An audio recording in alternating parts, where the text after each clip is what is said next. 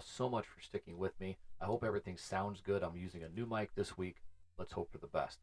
I have something that I want to talk about. I've got a lot of topics sitting around, and this one seemed like it was going to be really hard hitting. So I wanted to be able to speak about it to people that are both in the cancer world and outside of the cancer world. Anybody that has ever had to take their child to the doctor, take their child to the hospital, or something like that, and be with them for any type of procedure or test is going to be able to understand this. However, I feel like the pediatric cancer world and the level and depth of the tests that these children have to go through is something that is unique and something that you're going to find um, it could be heart wrenching. It's something that can be find hard to understand. Something that can it really changes you as a person and how you see your kids and how you see the medical world and how you see procedures and technology and where we are in a sense of where you think we should be based on the amount of years and effort that have been put into all of these different types of tests, therapies, and treatments. Now, the one question that I would have that would really set this episode off is, have you ever had to hold your child down for a test, hold your child down for a procedure, and be completely 100% helpless while you look in your child's eyes and not be able to do anything about it? I bring this up because this is all too often something that we hear and something that we've dealt with personally, something that I've dealt with personally. I know my wife has been there for tests and procedures that you should be able to protect your child from. You're supposed to protect them from being hurt or being injured or being in any type of pain or discomfort. And going through these tests and these procedures often means that you have to unfortunately aid in putting them through pain, or you have to step back and you have to watch for your child reach for you and you're not able to do anything about it. Several instances of this kind of come to mind, but the very first time, um, we had to go through procedures and things like that with her when she was first admitted, but the very first time that I saw something happen that I wasn't able to do anything about, and it scared me, was the very first time that she had to be put to sleep to um, undergo an MRI. And I remember in that moment not knowing what was going to happen, knowing that they were going to put her to sleep, they were going to give her propofol, and she was going to go to sleep for her MRI. No big deal, right? I've seen her go through anesthesia before, but actually I've never seen her go through the actual anesthesia process up until then. Because every time it was done in the hospital, when we were in there for her initial surgeries, initial treatments, all of that was done after we left the room. She was giving something to calm her down, but the physical putting her to sleep didn't happen until after they were in the room. So the first time I was able to see this was something to me was extremely traumatic. Um, I was there with her.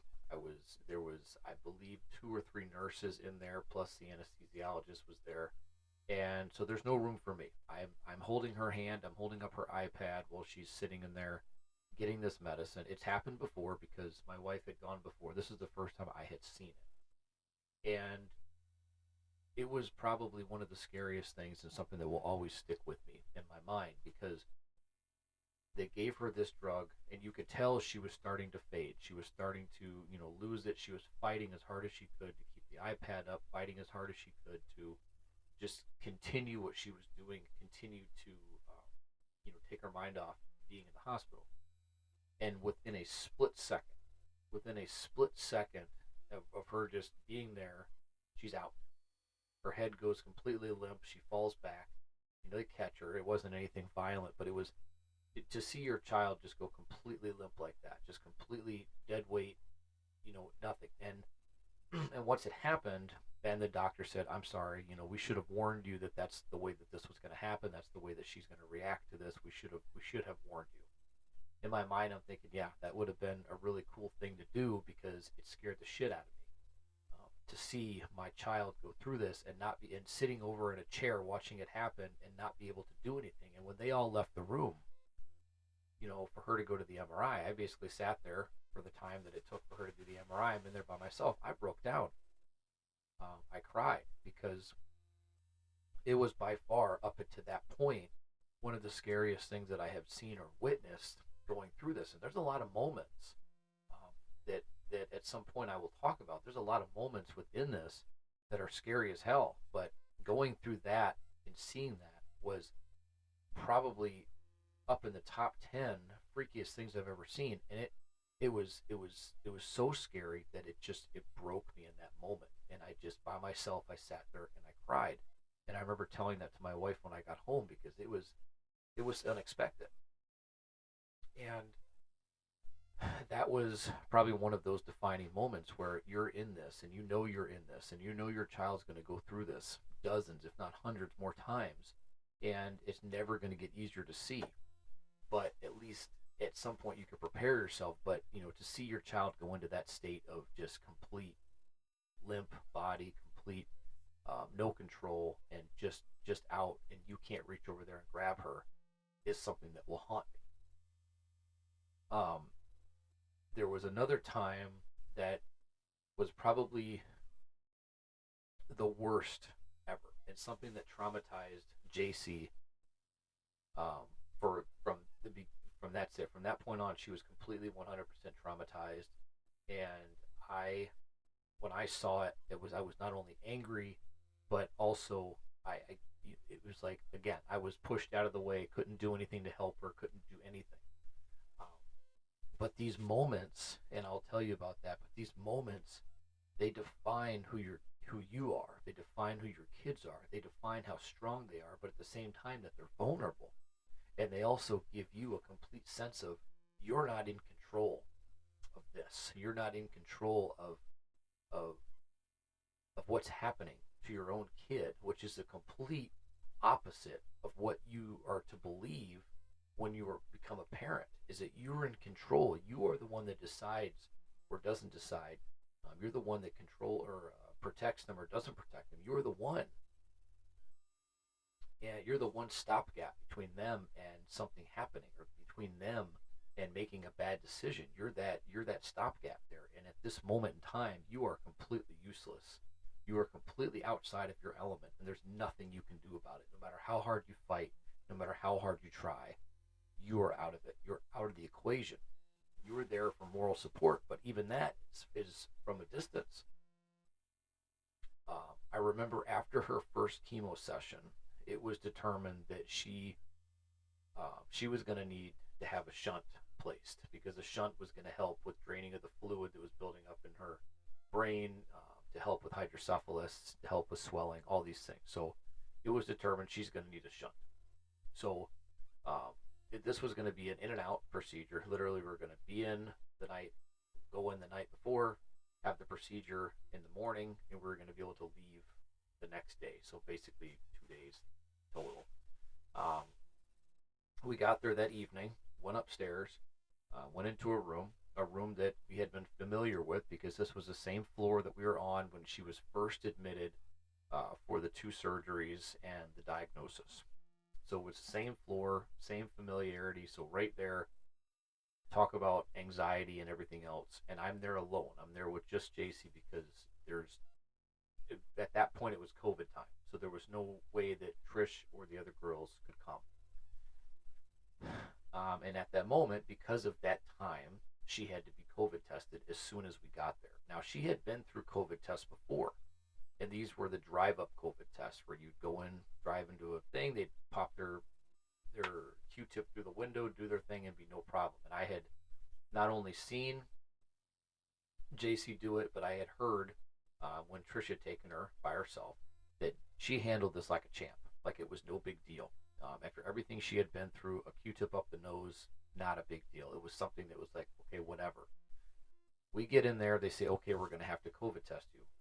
She's not happy, obviously, because it's not a fun thing to do. But we're like, okay, we understand that's what's got to happen, or we can't have the surgery to move forward. She is laying on the bed, and they come in, they're going to do the COVID test. And I don't know if this was the nurse's first time ever doing a COVID test.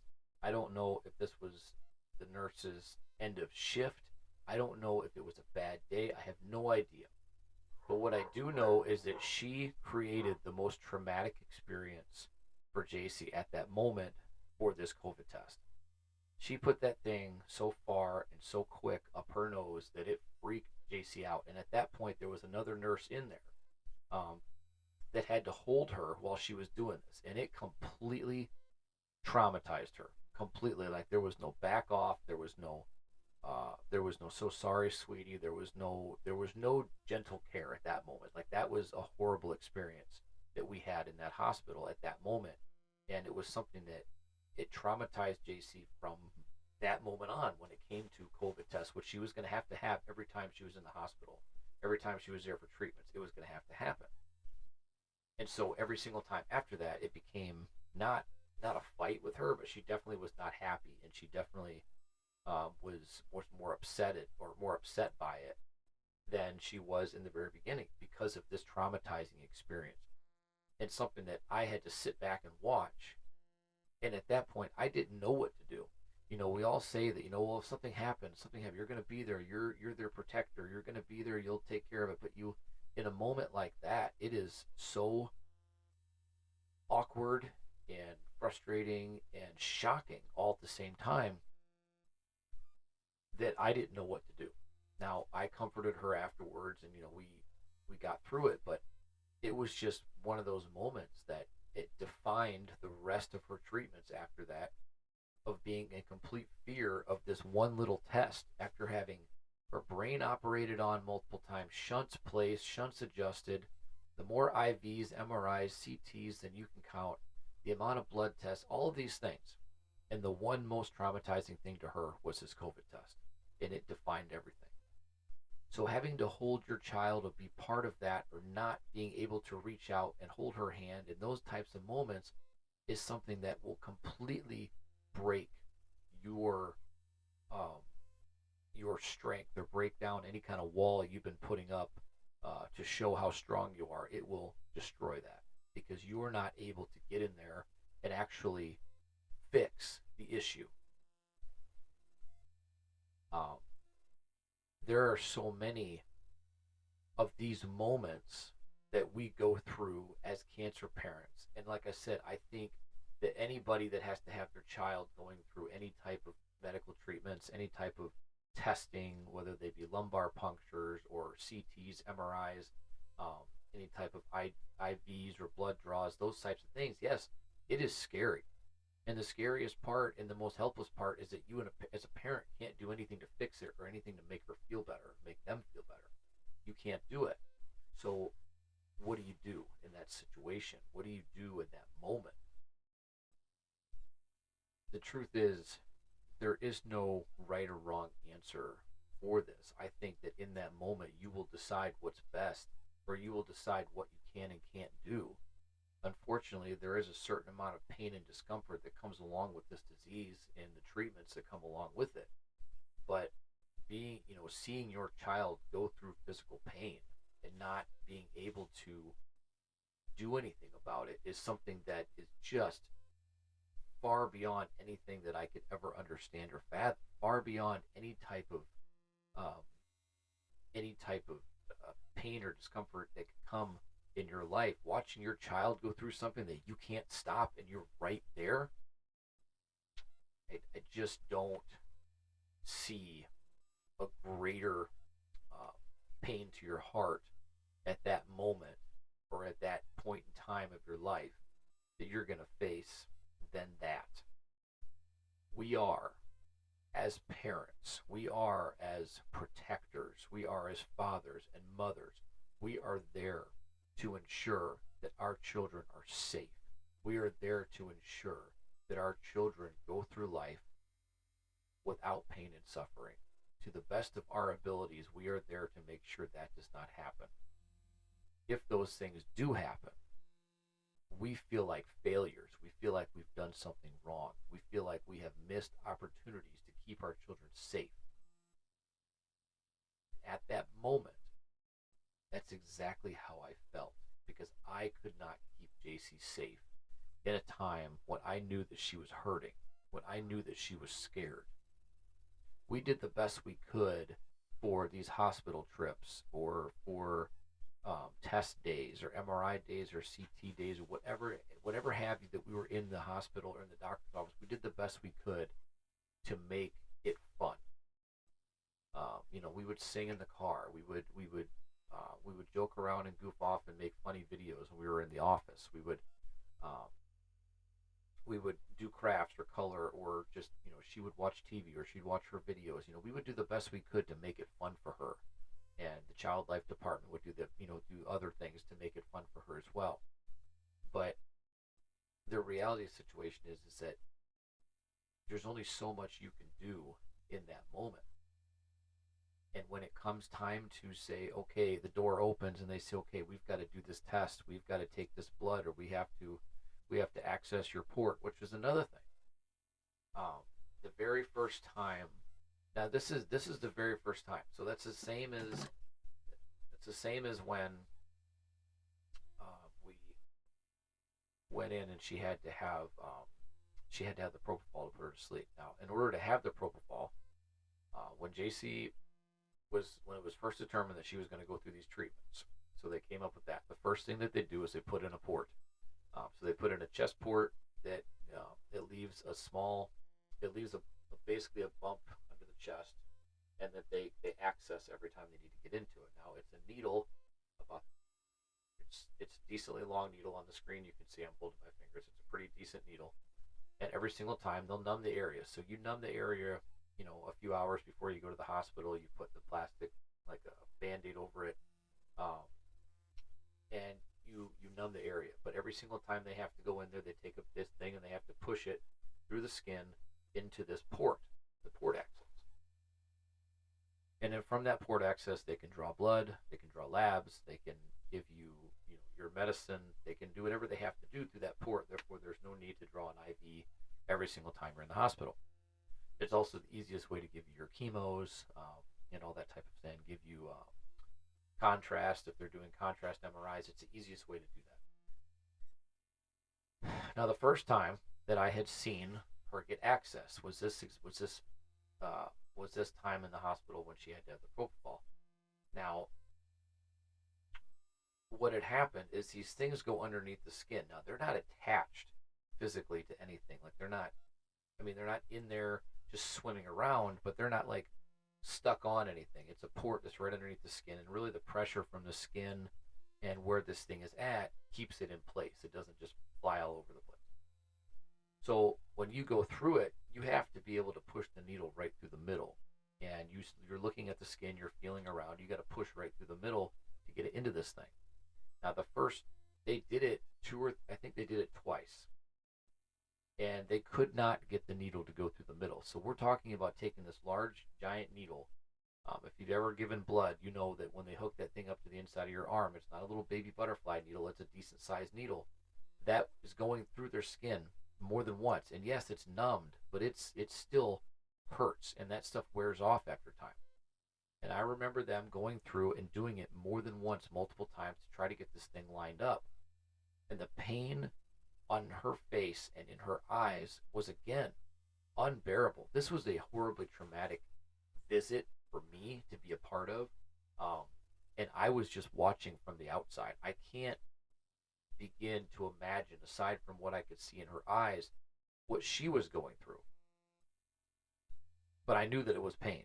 I knew that she was uncomfortable, and I knew that, the nurse that we had was an extremely sweet nurse, and she was horribly apologetic. Just felt terrible. But it wasn't her. I mean, it was unfortunately, much like a cancer diagnosis, it was shitty luck that she could not get this thing accessed. But the reality is, it would be accessed on Monday, and then it would be taken out on Friday. And this was every week. So every week she was having to go and get her rounds of radiation. She would have to get this thing accessed every single week.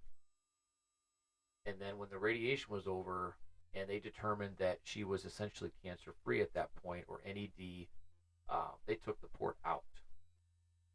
When they ended up when we had to determine she needed to have chemo, they put in a Hickman catheter, which at that point was a little bit better for her because it left the two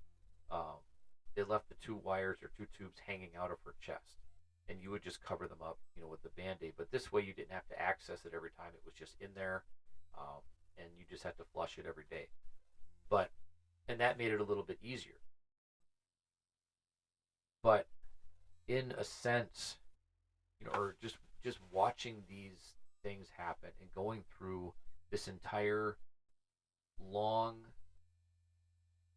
rough, and dirty and disgusting journey, shit show, freak show, whatever you want to call it, going through all of this and watching all of these times happen was definitely something that defined me as somebody that wanted to make sure that their kids were okay no matter what the cost. I have always said that I would go to the ends of the earth for my kids, for my family, and make sure that they're okay no matter what. There's no lengths that I will not go. And after seeing what I saw and feeling what I feel and hearing what I heard and all of these emotions coming along with not being able to protect your child when they're going through these treatments and when they're going through these procedures and not being able to protect them, after all of that,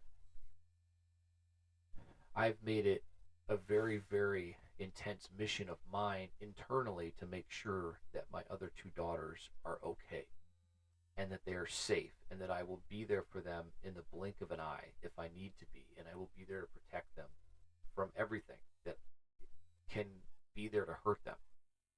Um, now, literally within an hour, I'm going to be taking my oldest daughter to a campus tour for college. Um, and that's scary to me again because that's taking that control away. And so it transfers over from not just being your child that is going through these treatments and these therapies, but transferring over to their siblings that are continuing to grow up and continuing to do things and accomplish things. And my daughter will be graduating high school in a few months, and then she'll be going on to college, and I won't be able to be right there to protect her, to make sure that she's safe. It'll be 2 hours away from me, but I will be there in an hour if I have to be.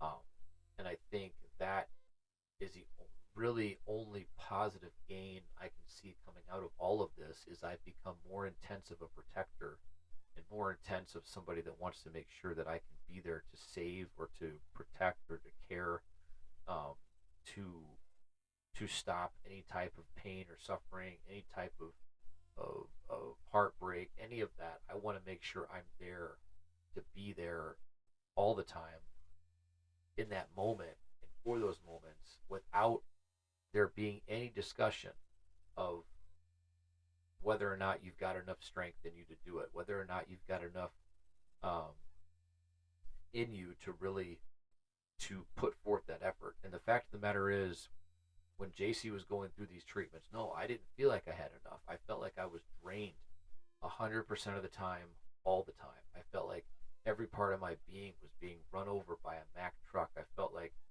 um, my life was falling apart, and I felt like there was nothing that I could do to fix it or save it, and I couldn't save my daughter. And on that day, on that morning, at 4:15 a.m., no, I felt like I have failed as a father because in all of those moments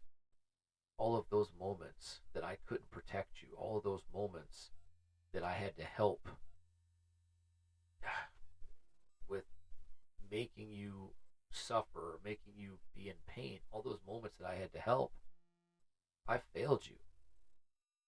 Um, there, there was, there's a lot of it, but there was one more moment that really comes to mind with that. And um, during the last few months of JC's life, she was having a lot of trouble with breathing, a lot of trouble getting air, and she was having respiratory issues and things like that. And it was all part of her body kind of just, shutting down on her little by little. And so we had to constantly suction, her throat to get the, phlegm and gunk build up and stuff like that so she could breathe. And I remember that she had an NG tube. And because of things that were happening mentally to her towards the end, she kept pulling it out. But we needed to have it put in in a way that we made sure that it was where it needed to be. And a lot of times you have to have it x-rayed when you're done to make sure that you didn't end up putting it in the lung instead of the stomach. And so we tried to put it in the hospital. We came in the hospital, we tried to have it put in, and it was horrible because when she tried to put that in, you're supposed to swallow, you're supposed to breathe, you're supposed to, let that happen. And what was going on was it was kind of just backing up in all that phlegm and gunk that she had in her throat, and she literally could not breathe. And she's freaking out. And I don't, and I'm trying to, it's like I'm trying to give her calming words, just relax, relax, just let it happen, all while knowing. And the same thing happened when we had to put the NG tube in initially when she was in for stem cells. I'm trying to calm her down, all while knowing this sucks. Who wants to have a tube go up their nose and you're trying to tell them that it's okay and drink water and it was just terrible because you could physically see the distress. And when I say distress in their eyes, like her eyes were telling a story. Her eyes were telling me I can't breathe. I'm trying to tell you that I can't do it. You need to stop. You need to stop. And she couldn't speak. All of these times and so many more, when you know you're doing the best for them and what you're doing is for the best, but you feel so horrible about it. There's no amount of words, there's no amount of inspirational quotes or pats on the back that you're going to get for giving your child everything that they needed to have a fighting chance. There's no amount of that that's going to take away what you had to watch happen. Now, adults, older children, they're going through these things. They have a better understanding of I've got to lay still. I've just got to take it, or this is for the best, and this and that. They know how to kind of calm themselves and things like that. But these younger children, as smart and as intelligent as they are for everything that's going on around them and to them, this is something that is far beyond that understanding of a 5, 6, 7, 8-year-old mind. And it's it's like trying to wonder, why are you doing this to me? I thought you loved me. And in your back of your head, that's what you're feeling. Like you're trying to say, listen, you know that I love you. You know that I'm doing this for the best of you. I'm not trying to hurt you, but this has to happen to make you better, to make you feel better, to not make you sick anymore. We have to do this.